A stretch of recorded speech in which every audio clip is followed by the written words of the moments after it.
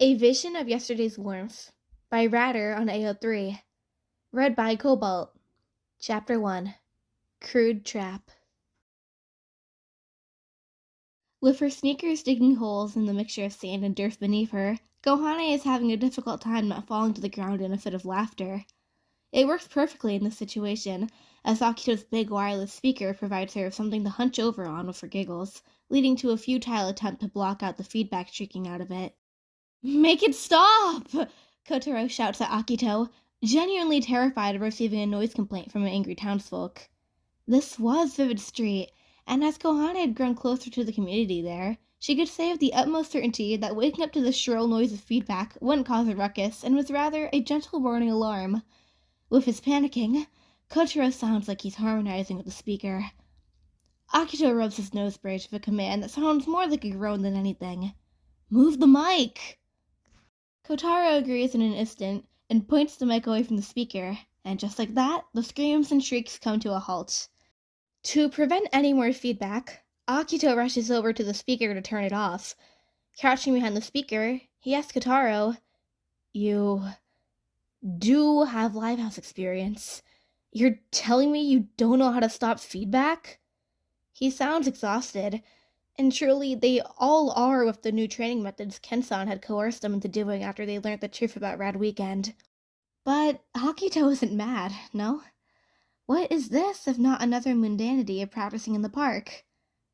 Admittedly, Kohane does enjoy little interruptions like these. She'd probably forget all about it by the next day, or maybe even in an hour. It was strange how these fleeting moments brought lasting comfort, but to know that there was still room to have stupid conundrums like this between torrential practices made her exhaustion worth it. They felt like a breath of fresh air as her body began to ache and sink in the oceans of music from working for so long, and eventually, she'd feel numb. There's a small part of her that feels guilty for thinking this. Music gave her everything. It's the reason she is who she is. It's the reason she's been able to overcome her anxiety and meet her most precious friends. So who is she to complain? She supposes that's why she'll bask in the small hijink, focus on who she is now instead of who she once was. It's an old habit she often fell back into. "I'm out of practice?" Kotaro tries, and Kohane smiles at him reassuringly. "It's okay, Mina-san. You're still getting back into the swing of things." And with time, he'd get better. Kohane knows this. It was the same for her. That's what Vivid Bad Squad taught her. "Is everything okay?" A concerned Touya stands still in the entrance of the park, and his eyes fly across each one of them as he observes their disheveled states. Kotaro, who looks scared of his microphone, holding it in an outstretched arm to keep it away like it'd kill him, and Kohane, who is heaving from her giggles right next to a grumpy Akito on the ground. He grins subtly, and Kohane knows she would have missed that fond look a year ago. "Hi, Touya," Akito says, exasperated, suddenly gaining the will to stand up and give his partner a clap on the shoulder. Apologies for being late." "You're right on time, actually. We turned up early so we could set everything up." "It appears that went wonderfully for you all." Touya stifles a laugh, and Akito groans, placing his hands to his face with a sigh. Touya takes his phone out of his pocket and clicks on some app Kohane can't see from where she's sitting. Akito, in an attempt to see what's on his phone, tries to use Toya's shoulder as an armrest, but has to give up once he comes to the crushing, daily revelation that Toya's too tall for that. Where's On? Kohane honestly can't tell if Akito's asking that out of genuine curiosity, or if he desires On's presence simply so he could use her as a more accessible armrest. The thought forces another giggle to leap out from her throat, thinking about how annoyed On got whenever Akito did that to her, cheeks puffing up as she'd fight Akito's arms off her shoulder.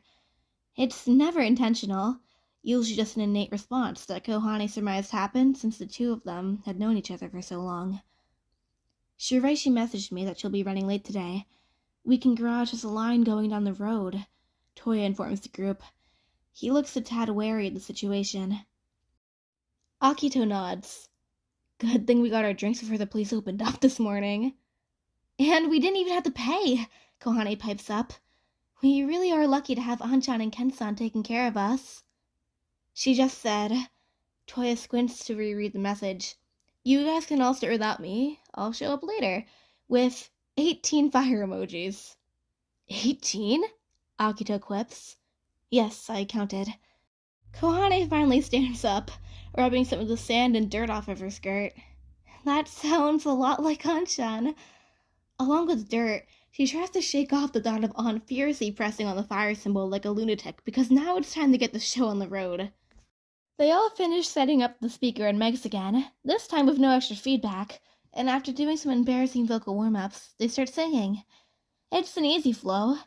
They're in no way at their best. Kohane knows it's because An isn't there, but she sings with everything she's got. After performing solo at Crawl Green, she supposes she feels more comfortable with her own voice and letting it shine, especially in this case since it contrasted Akito, Touya, and Kotaro so blatantly with no other female voices paired with them.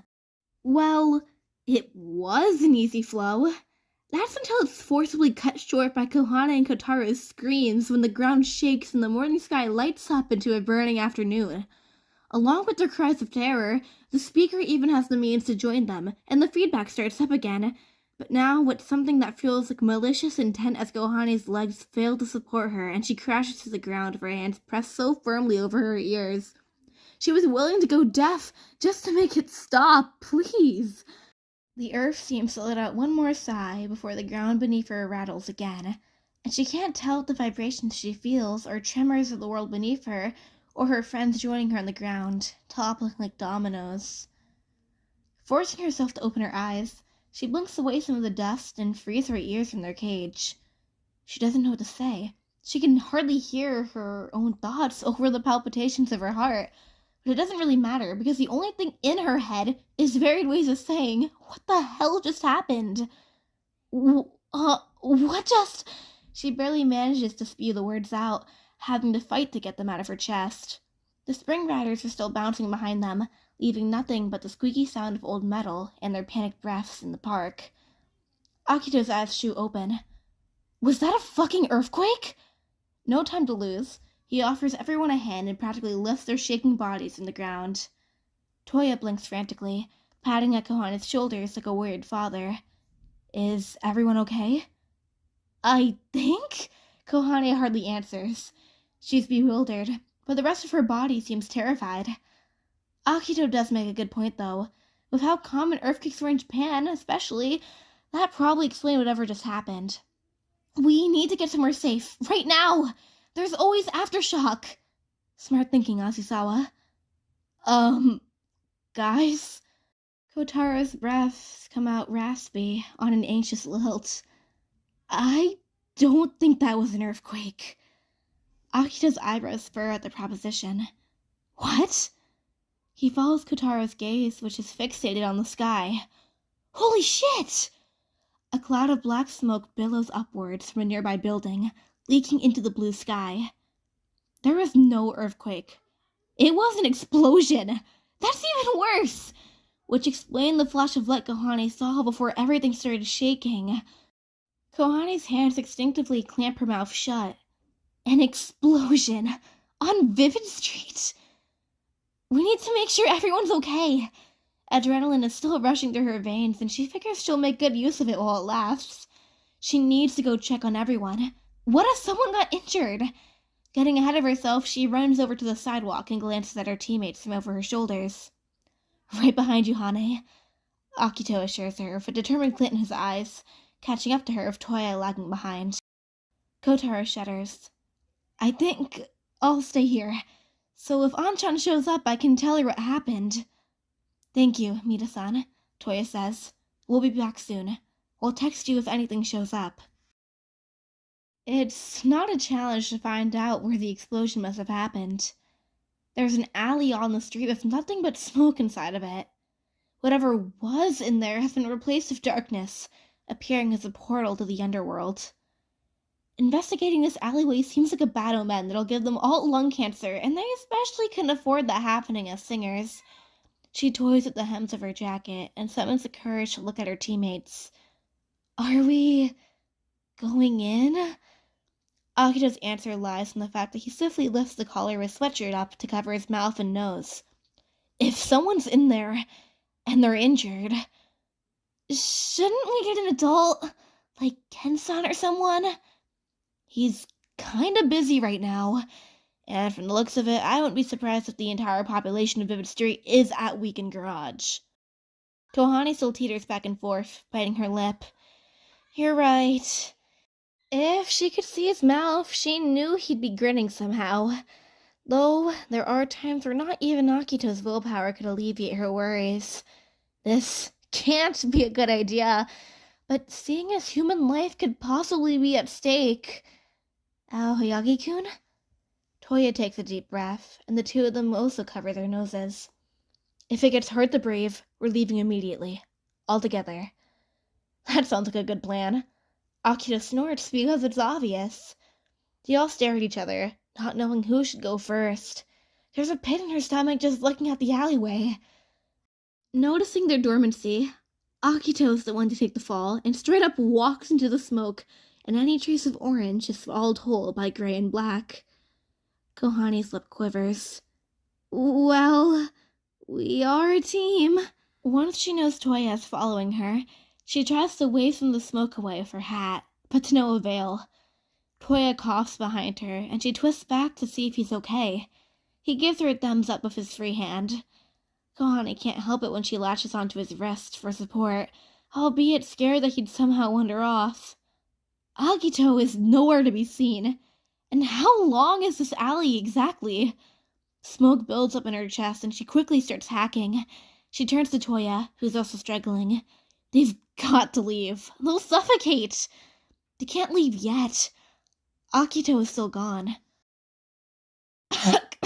Touya wheezes, pushing forward and fighting through the smog.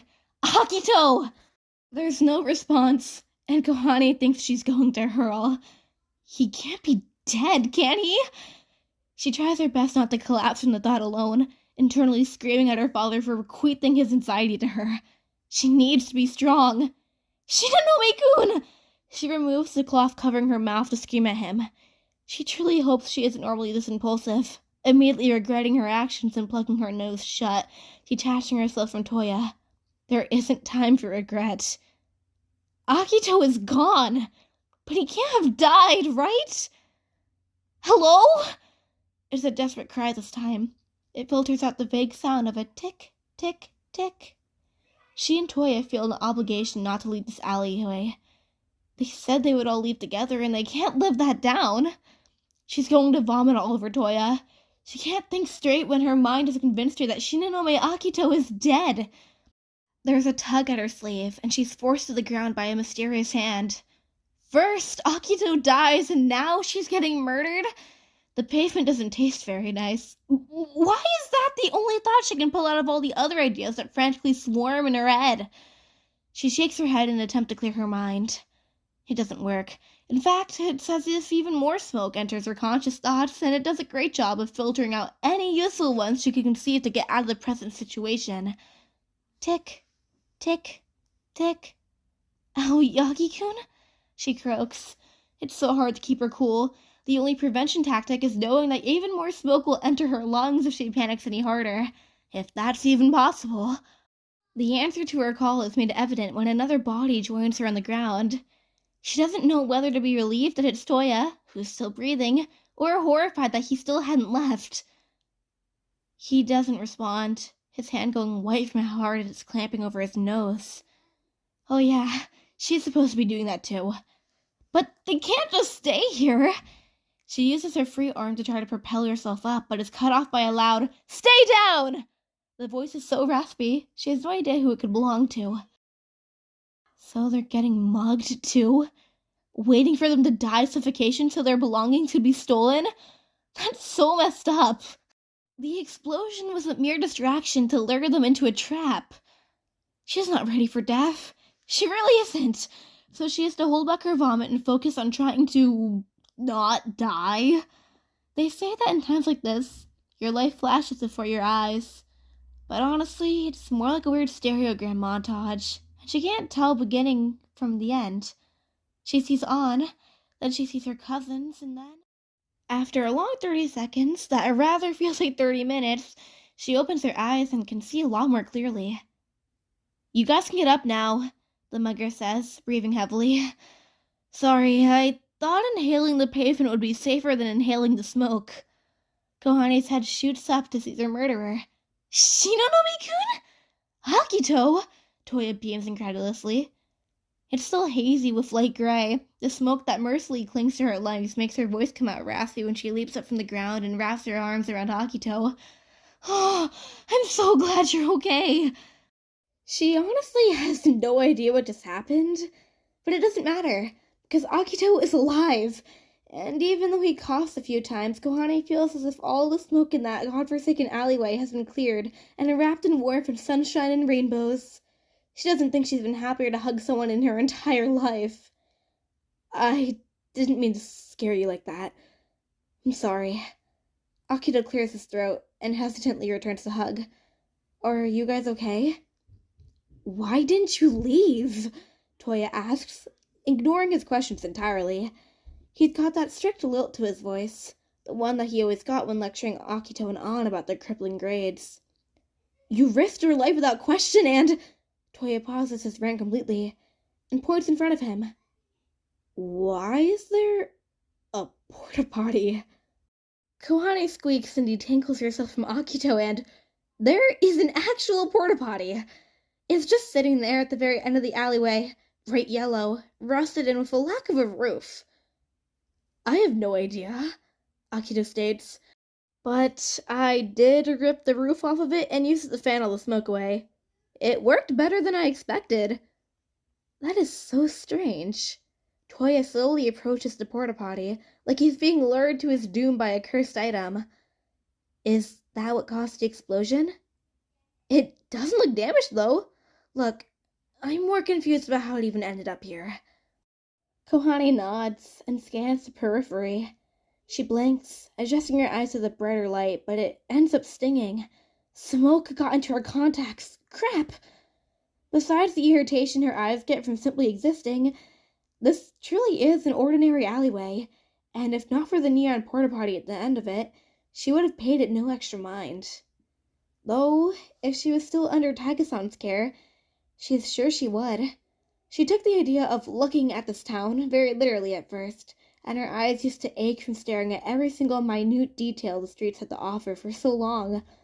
Though, then she had to wonder, how had she missed this alley? She is sure she's never stepped foot here before. It's almost that, along with the mysterious explosion, this alleyway had been born despite showing signs of past interferences. There's colorful graffiti, a stable of Vivid Street, climbing up the walls instead of ivy, and crushed soda cans and bottle caps scattered on the pavement. It just begs the question. Seriously, why is there a porta potty here? Who put it there? Why? The plethora of questions makes her head heavy, and the lack of answers makes more pelt her brain with helpless inferences. Look, it's the PXL logo, Touya notes, tracing the divots in the left side of the porta potty with his fingers. He spares Kohane a lingering stare, and for some reason, a wave of embarrassment hits her, because all she's doing is standing there blankly with her internal turmoil stopping her from contributing. Despite how much she's grown, she still finds herself yearning for more, and perhaps a life for her anxiety lets her live in peace so she could actually help. She's reeling, just standing there, wondering how they could move on so casually after nearly having tea with the Grim Reaper. Oh, but she can't read their minds now, can she? It was euphoric just now, knowing Akito was alive, as well as Touya and herself. But imagining a divergent reality in which her scenarios came true gnaws at her, until the little nibbles she felt earlier began to eat her alive, and she really wishes it would stop because Akito was not dead, and he was standing in front of her, alive, investigating a literal porta potty. PXL's custom porta potties? Akito scratches his nape in confusion. Yes, but these are only for the workers who construct the rides. Kohane pipes in like the PXL dictionary she isn't ashamed of being. Phoenix Wonderland had actual bathrooms for guests. Kohane doubts she'd frequent the park as much if she was required to use the porta potties. They have little cartoons of Fenny inside of it in order to get the workers' minds off of the horrible smells. You're the professional. Does anything look, I don't know, off about this thing?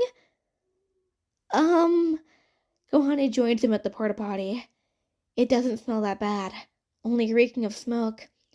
But at this point, Kohane's building a total numbness to those black and gray clouds, and she can't tell if that's a good thing or not.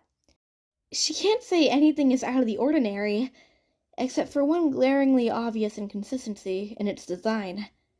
There's not supposed to be a clock on top of the door. Oh. Huh. That is weird. Tick, tick, tick. The clock's second hand glides across the circumference of its shape. It ticks loudly, akin to a bomb about to explode. We should leave, Touya says, echoing her sentiment. Kohane nods, but Akito still stands there. Akito's too stubborn for his own good. He's like Anshan in that regard. Did we not come here to search for human life in danger? I believe if we stay here any longer, we'll become the human life in danger. Kohane bites down on one of her nails. She hadn't realized she'd been doing that this entire time. She really wants to be out of this spooky alley. It'll be better to come back once they've told Ann about what's happened and enlist a trusted adult's help, like Ken-san. Though the Ann that lives in Kohane's head when she's not around bitterly says, how about we get someone we could actually trust? If Akito won't leave until he's sure anyone in here is safe, bless his soul, then if they want to leave as a team... Kohane takes a deep breath and walks past him, placing her hands on the door of the porta potty. A twisted thought whispers to her in the back of her mind, chiding her that she doesn't care about anyone else, and that she simply is doing this to prove to herself she's gotten less anxious, that she's no longer a coward. It's warm to the touch, probably because of the explosion that happened, but her hands don't sway away. Tick, tick, tick. She swings the door open, revealing an ordinary porta potty. Same old Fenny pictures, same old blue water. No one's in here, she calls out to the boys, and she can't put words to describe how relieved she is that she didn't get scarred for life just now. They can finally go home. Well, after they tell Kotaro what happened. It'd be rude to leave him in the dark and worried about their whereabouts. Tick, tick, tick, tick, tock. She turns around to leave, but it turns out the door had closed behind her when she had entered. Weird. No, not weird. Scary. She pushes the door open, but to no avail. It stays in place stiffly, as if the plastic had just morphed into steel. Aoyagi-kun? Shinonome-kun? Her stomach drops. No, they couldn't have just gotten up and left. The sun beams into the cramped room she's in since Akito removed the roof, so they should be able to hear her. She gets on her tippy toes and frantically tries to reach her hand out so it'd be visible. Guys? They don't respond to her call. In fact, her head drops low in utter dread. She's not standing on plastic ground. It's white. It's a complete void, full of light that envelops her entire being into a hug and peppers kisses on every inch of her skin. She's unable to bask in her confusion for this false reality. It's a shame when her body begins to quiver like it had when the explosion had initially detonated, and the kisses transfigure into claws of fire that rip away at her figure, and it feels like hell.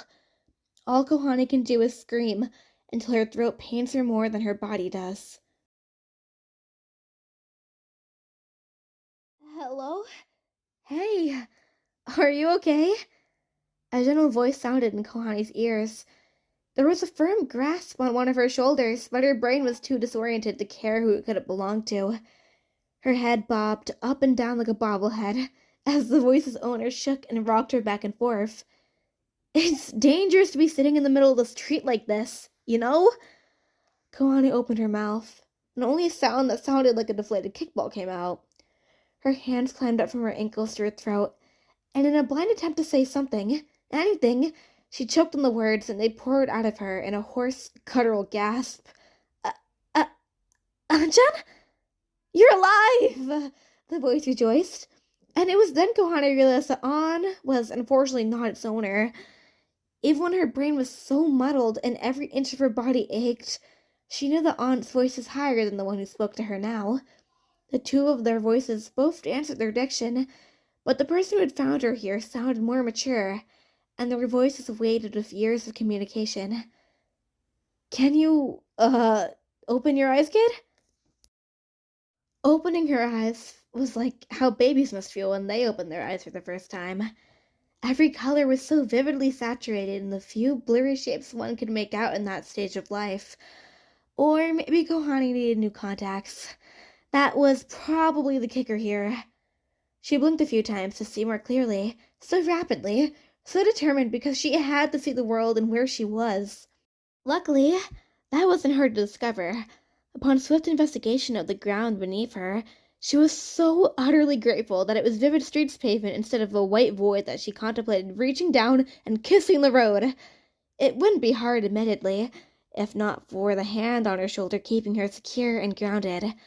Kohane was sure that she would have crashed back down and gotten a taste of a yummy entree of pure cement and tears.